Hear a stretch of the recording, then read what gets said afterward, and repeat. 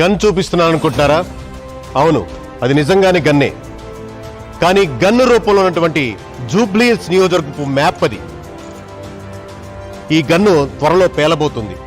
కానీ ఎప్పుడు పేలబోతుంది, ఎక్కడ పేలబోతుంది, ఎవరి మీదకు ఆ బుల్లెట్ దూసుకెళ్లబోతుందన్న విషయం మీకు క్లుప్తంగా ఈ కేకే వివరించబోతున్నాడు. నేను మీ KK surveys and strategies Jubilee Hills నియోజకవర్గం గురించి ఏం చెప్పబోతుందని కేవలం 4 లక్షల జూబ్లీ హిల్స్ ఓటర్లు మాత్రమే కాదు, 4 కోట్ల తెలంగాణ ప్రజలు, ప్రతి తెలుగువాడు కూడా వెయిట్ చేస్తున్నాడు. కానీ కేకే ఆల్రెడీ ఈ పార్టీ గెలవబోతుందని చెప్పారని, లేదు ఈ పార్టీ గెలవబోతుందని KK surveys and strategies already చెప్పిందని రకరకాల ఛానల్స్ లో రకరకాల విధంగా ఆల్రెడీ ప్రమోట్ చేసుకుంటున్నారు, బ్రాండ్ ని యూజ్ చేసుకుంటున్నారు. ఇవన్నీ పక్కన పెట్టి మనమే ముందుకొచ్చి ఎందుకు చెప్పకూడదు? క్రిస్టల్ క్లియర్ గా కుండ బద్దలు కొట్టినట్టు కేకే సర్వేస్ అండ్ స్ట్రాటజీస్ ఇప్పటి వరకు జూబ్లీ హిల్స్ లో నిర్వహించినటువంటి ప్రతి శాంపుల్ ని, ప్రతి డేటాని, ప్రతి కోణంలో అనలైజ్ చేసిన ప్రతి ఇన్ఫర్మేషన్ ని మనం స్టడీ చేసినటువంటి గడిచిన 45 రోజులుగా ప్రతి డేటాని మనం ఎందుకు ప్రజల ముందు పెట్టకూడదని నేనే మీ ముందుకు వచ్చి క్లుప్తంగా వివరించబోతున్నాను. బ్యాక్గ్రౌండ్ తెలియని వాళ్ళకి ఇక్కడ కొద్దిగా 2 మినిట్స్ బ్యాక్గ్రౌండ్ చెప్పేదని ప్రయత్నిస్తాను. గడిచిన 3 సార్లు ఇక్కడ మాగంటి గోపీనాథ్ గారు ఇక్కడ ఎమ్మెల్యేగా కంటిన్యూ అవుతున్నారు. లాస్ట్ ఒక 5-6 నెలల క్రితం ఆయన మరణించడంతో ఇక్కడ బై ఎలక్షన్స్ రావడం జరిగింది. అలాగే లాస్ట్ టైము అజారుద్దీన్ గారు కంటెస్ట్ చేశారు కాంగ్రెస్ నుంచి. దాని ముందర 2 సార్లు నవీన్ యాదవ్ గారు కంటెస్ట్ చేసి ఓడిపోవడం జరిగింది. అలాగే గడిచిన 2 సార్లు బీజేపీ నుంచి మనకు దీపక్ రెడ్డి గారు ఇక్కడ కంటెస్ట్ చేశారు. ఇక్కడ క్యాండిడేట్స్ అనౌన్స్మెంట్ సెంట్రల్ పార్టీస్లో ఉన్న డిలే వాళ్ళకి నెగిటివిటీ అవుతుంటుంది. అలాగే లోకల్ పార్టీకి ఉన్న అడ్వాంటేజ్ ఏంటంటే క్యాండిడేట్ ముందుగా అనౌన్స్ చేయడం వల్ల వాళ్ళు డోర్ టు డోర్ వెళ్ళడానికి, ఎలక్షన్ ఇంజనీరింగ్ ప్లాన్గా చేయడానికి, ఎవరి బూత్ కవర్ చేయడానికి, స్ట్రాటజికల్గా ప్లాన్ చేసుకోవడానికి మోర్ అడ్వాంటేజ్ ఉంటుంది.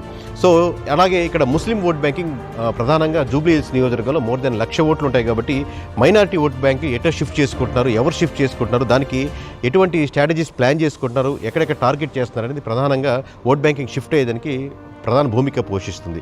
అలాగే ఒక క్యాండిడేట్ రైట్ అయినప్పటికీ కూడా ఒక పార్టీ మీద వ్యతిరేకత ఉంటే క్యాండిడేట్ ఎంత మంచి పర్సన్ అయినా, ఎంత రైట్ పర్సన్ అయినా, అది బీఆర్ఎస్ కావచ్చు, కాంగ్రెస్ కావచ్చు, బీజేపీ కావచ్చు, పార్టీ మీద ఉన్న వ్యతిరేకతను కూడా ఆ భారం కంప్లీట్గా క్యాండిడేట్ మీద పడి ఆ క్యాండిడేట్ బలంగా ఉన్నప్పటికీ కూడా దాన్ని పుష్ చేయడానికి చాలా కష్టసాధ్యం అవుతుంది. సో ఇవన్నీ చాలా సమీకరణాలు ఉన్నాయి. మరి ఏ డివిజన్లో ఎలా ఉంది, ఏ బూత్కి ఏ డివిజన్లో ఎక్కువ అడ్వాంటేజ్ పడుతున్నాయి, ఇవన్నీ మనం కూలంకుషంగా డిస్కస్ చేసుకోవాలంటే ఎవ్రీ డివిజన్ అనాలిసిస్ మనకు తెలుసుకోవాలి. చూద్దాం ఎవ్రీ డివిజన్ ఎలా ఉంది, ఏ పార్టీకి అడ్వాంటేజ్ ఉంది, ఏ పార్టీకి డిసడ్వాంటేజ్ ఉంది.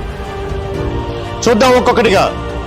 బోరబండ ఎవరికి గుదిబండ కాబోతుంది, ఎర్రగడ్డ ఎవరి వైపు ఉంది, అలాగే మనం చూసుకుంటే రెహమత్ నగర్ జెండా ఎవరి వైపు రెపరెపలాడబోతుంది, అలాగే షేక్పేట ముఖ్యంగా ఎవరిని షేక్ చేయబోతుంది, అలాగే శ్రీనగర్ కాలనీ చిన్నదైనప్పటికీ ఎవరి వైపు చూస్తుంది, అలాగే మనకు వెంగళరావు నగర్ యొక్క సెటిలర్స్ ఎటువైపు మొగ్గు చూపుతున్నారు, యూసఫ్ కూడా యూత్ ఏ పక్షాన ఉంది.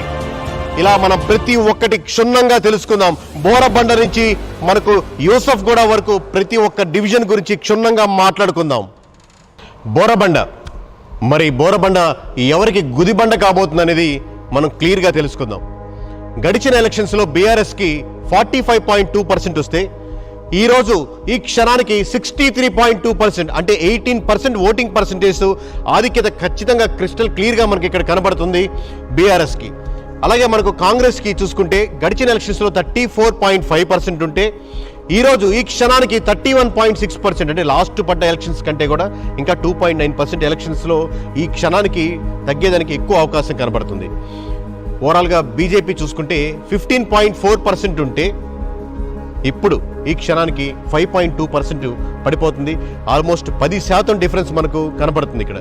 సో ఓవరాల్గా బోరబండ పొజిషన్ మన 3 పార్టీలు పక్కన పెట్టి చూసుకుంటే బీఆర్ఎస్కి 63.2%, కాంగ్రెస్కి 31.6%, అలాగే బీజేపీకి 5.2%. అంటే ఇక్కడ ఖచ్చితంగా 31.6% ఓటింగ్ పర్సంటేజ్ ఆధిక్యత బీఆర్ఎస్కి మనకు క్లియర్గా కనబడుతుంది.